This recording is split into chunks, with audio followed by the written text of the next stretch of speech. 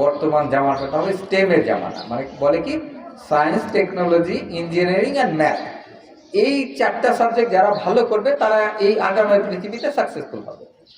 তো এই কারণে তোমরা তোমাদের পড়ালেখায় এই 4টা বিষয়কে খুব গুরুত্ব দিবা। যদি গুরুত্ব না দাও তাহলে কি হবে, আগামী পৃথিবীতে আমি হয়তো তোমাদের আগেও বলেছি, যে পরিমাণ যে ধরনের মানে চাকরির সুযোগ তৈরি হবে তার 3/4 মানুষ জানে না কি চাকরি হবে। তো এই অনিশ্চিত ভবিষ্যতে আমাদের হাতিয়ার হতে পারে সায়েন্স, টেকনোলজি, ইঞ্জিনিয়ারিং ও ম্যাথ।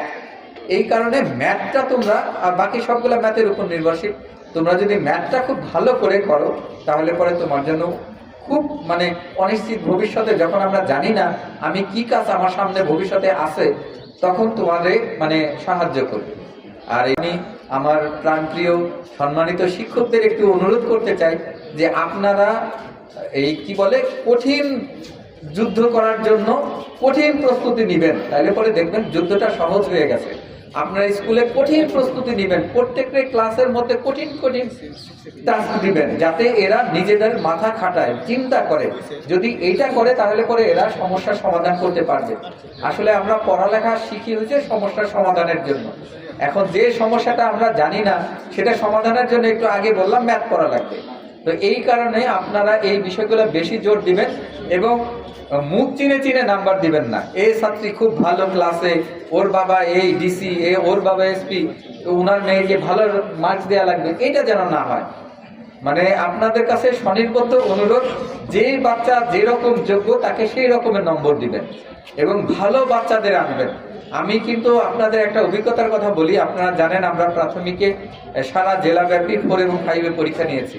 আমি যখন বিভিন্ন প্রাইমারি স্কুলে গেছি তখন দেখি যে 1st, 2nd, 3rd যে ছেলেটা বা মেয়েটা, তার চেয়ে 6 কিংবা 7 নম্বরে যে রোল নম্বর, সেই মেয়েটা খুব ভালো পারে, সে ছেলেটা খুব স্বতঃস্ফূর্তভাবে উত্তর দেয়। তখন আমি তাদের জিজ্ঞেস করলাম, আচ্ছা বলেন তো এই ছেলেটা ফার্স্ট হলো না কেন?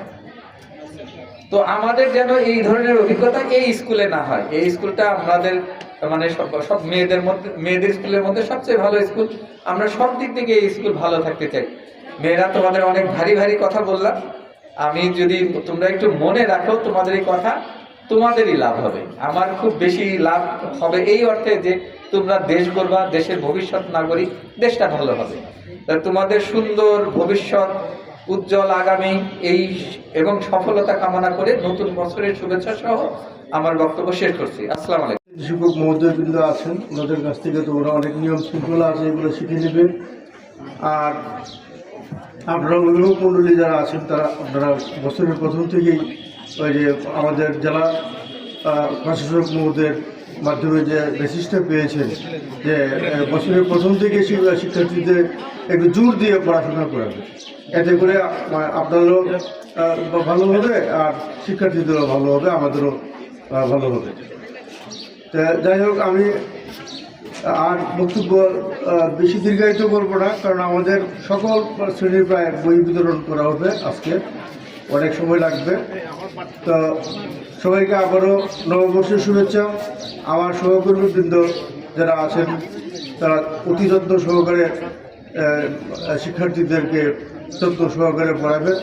আমাদের শিক্ষক স্বল্পতা বিশাল একটা বিষয়, আমাদের শিক্ষকের সংখ্যা কম, যার জন্য অনেক সময় অনেক অসুবিধা হয়। তারপরে আমরা এটা মানে ওই স্বল্প শিক্ষক মণ্ডল দিয়েই আমরা সমস্ত কার্যক্রম পুষিয়ে নেবার চেষ্টা করব। তো সবাই যে আমাদের শিক্ষার্থীদের জন্য দোয়া করবেন, তারা যেন এই 2026 সালে বিভিন্ন পরীক্ষায় যেন ভালো করতে পারে। আমি আর বেশি কিছু না বলে সবাইকে আবারও ধন্যবাদ এবং নববর্ষের শুভেচ্ছা জানিয়ে বক্তব্য শেষ করছি। ধন্যবাদ।